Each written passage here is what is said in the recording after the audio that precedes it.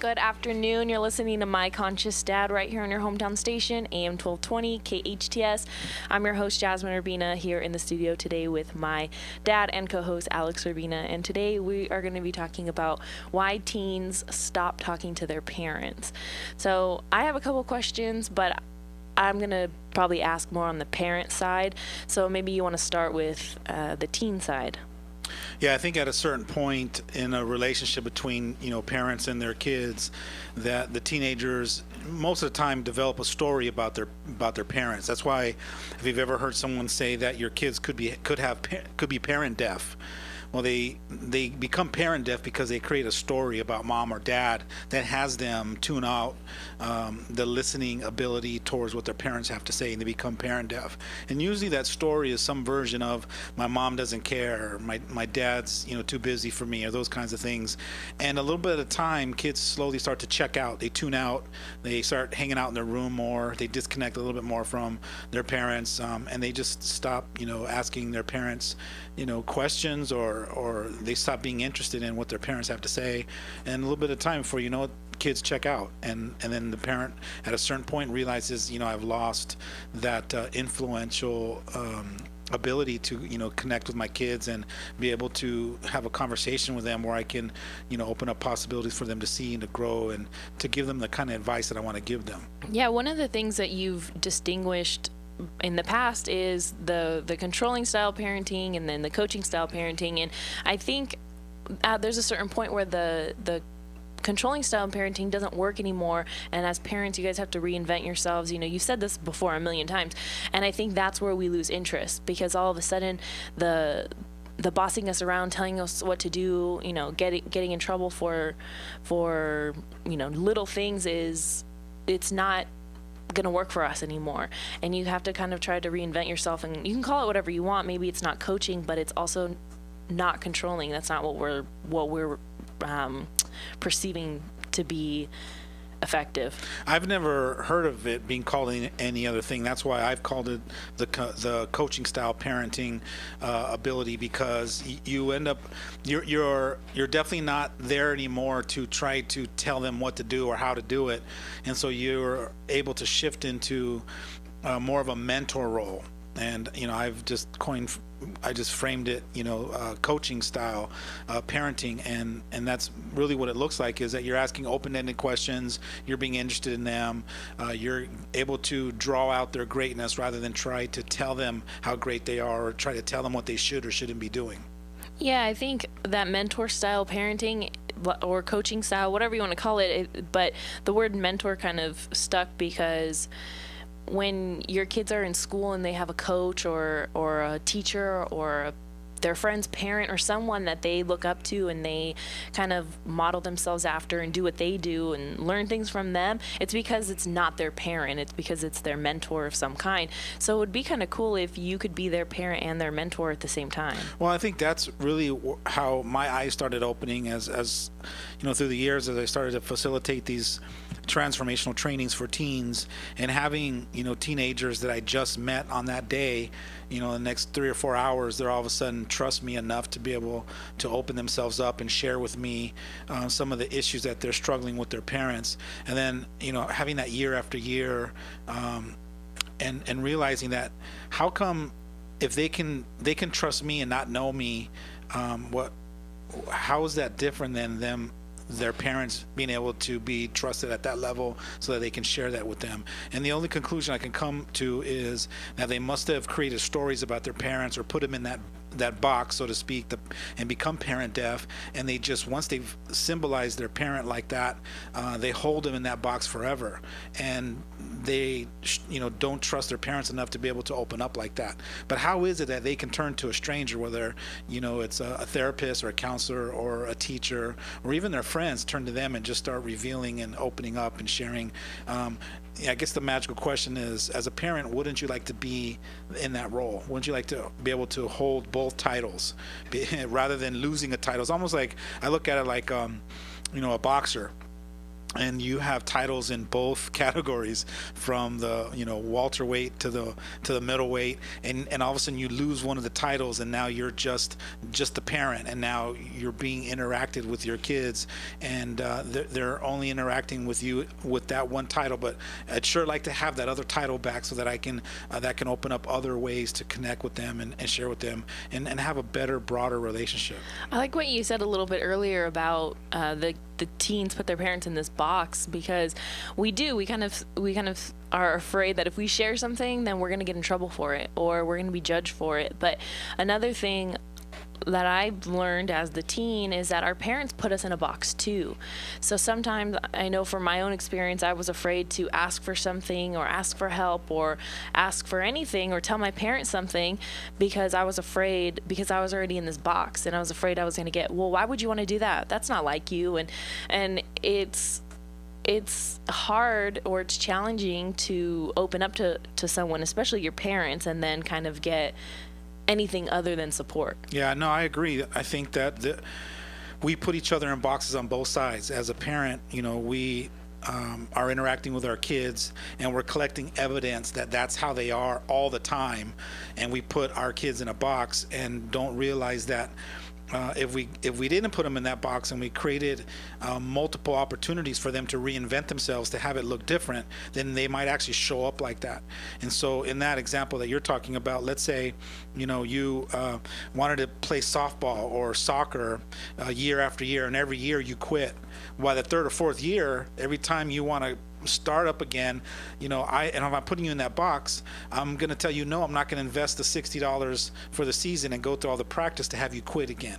So it's me putting you in that box, holding you to your past, that you never follow through with things, rather than sitting down with you and opening up a conversation with you, pointing out that in your past you've shown some behavior patterns, and that I'm committed to having you break that pattern this time, and I'm believing that this time is going to be different, that you're going to find that one sport that you love, and that this is going to be it, and you're going to be passionate about it and excited about it, and I'm going to give you another opportunity, and operating from being proactive rather than being reactive.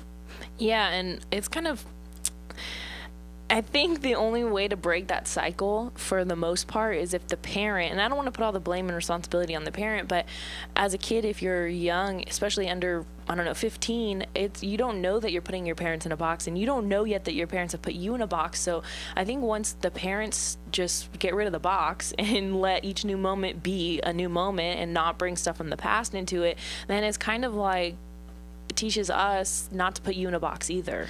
And I don't think that it's unfair for you to want to put this on the parent, because I'll be that person, because and I'm doing it as an advocate for the kid, because the kid doesn't know any better. Like you said, they're highly unconscious, you're unconscious. If you're highly unconscious as a parent, then your kids are triple unconscious. And so one of you has to be the first one to realize what you're doing unconsciously, and then see it, and then make the adjustment, so that you guys don't keep going down the same road where you keep creating those same patterns over and over again, getting to to become adults in your relationship and be so highly unconscious that your relationships are dysfunctional. It just takes one of you. But I'm going to hold the parent, because the parent's been alive longer, has been introduced to situations more, probably has been invited to work on themselves, or to better themselves, or to grow, probably 3 dozen times more than your son or daughter has. And so I don't mind telling the parent, it's your job as a mom or dad to work on yourself and realize what's going on, and break that pattern, and start to realize that that's what's happening, and that you can shift that. And it's all a perspective shift. If I'm able to learn and develop and then shift my perspective, then I don't hold my kids in that box anymore, and I'm able to interact with them proactively. So if I'm a parent and I'm just now noticing that my teenager, that my kid's not a kid anymore, they're a teenager now, and they don't want to talk to me anymore, what am I supposed to do? How do I reinvent myself? What tools would you recommend? On the second half of this show, I'm actually going to give some distinctive tools to help you re-engage with your kids so that they do listen to you and that they do come out of the room and engage with you and talk to you and open up and create that extraordinary relationship.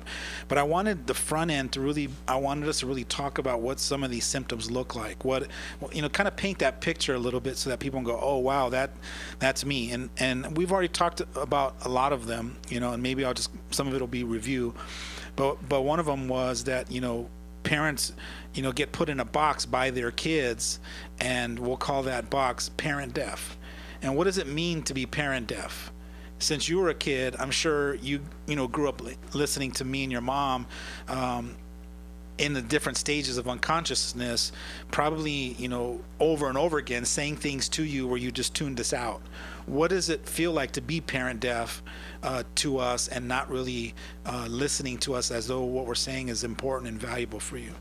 It's kind of that idea of a broken record going around and I've around. already heard this before. Yeah, and you not keep only saying the same things over and over again. Yeah, not only that, but what are you going to do about it, or how are we going to move on from this because you can't let it go, kind of thing. Got it. So the way you see it is, okay, you're stuck on this. You can't come up with anything else. Maybe there's something inside you wishing and hoping that as parents we can come to the relationship with better tools.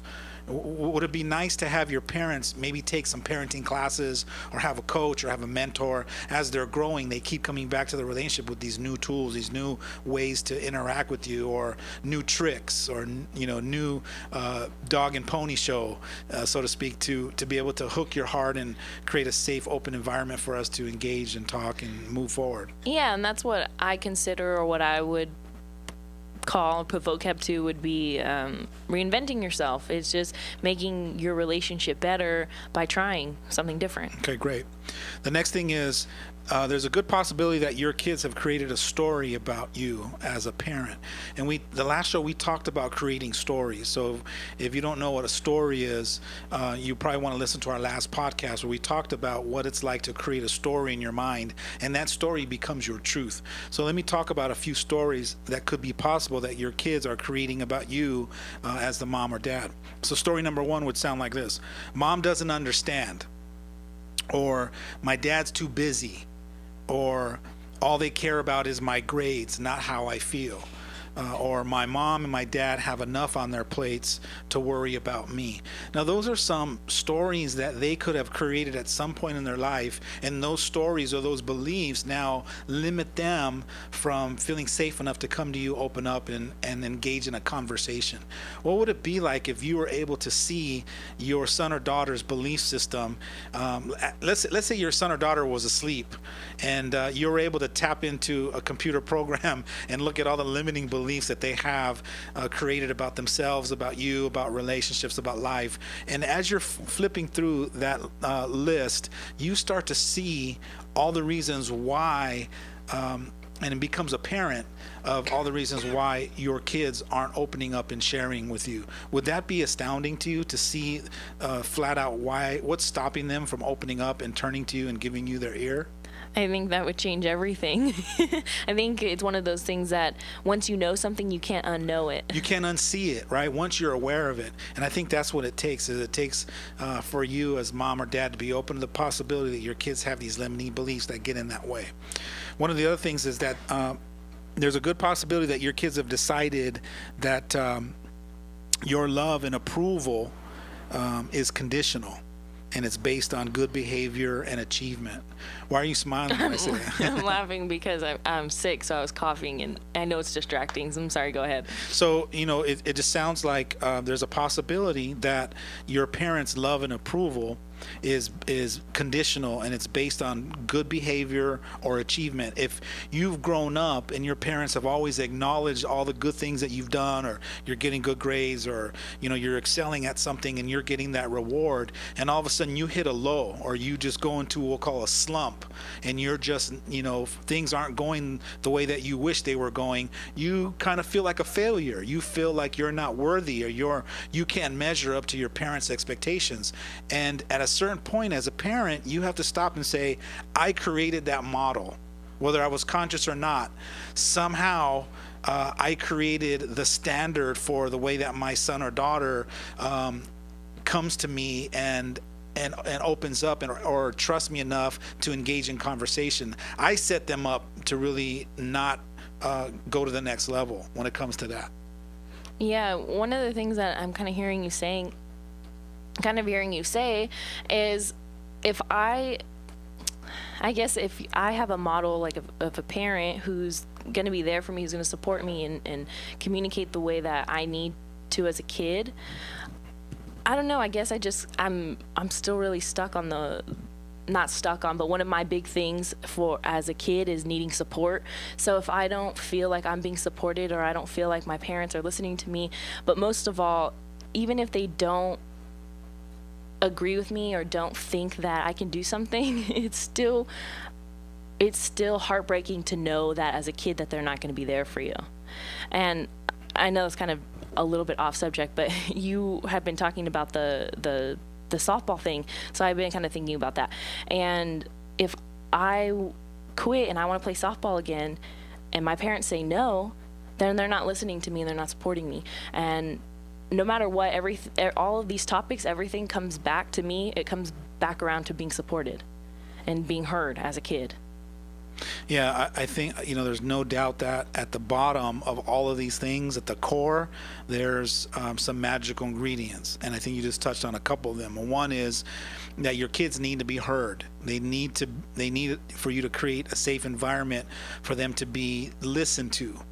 And they need you to listen to them in a way that they feel supported. And they have to feel supported in their way that they've identified what support means to them.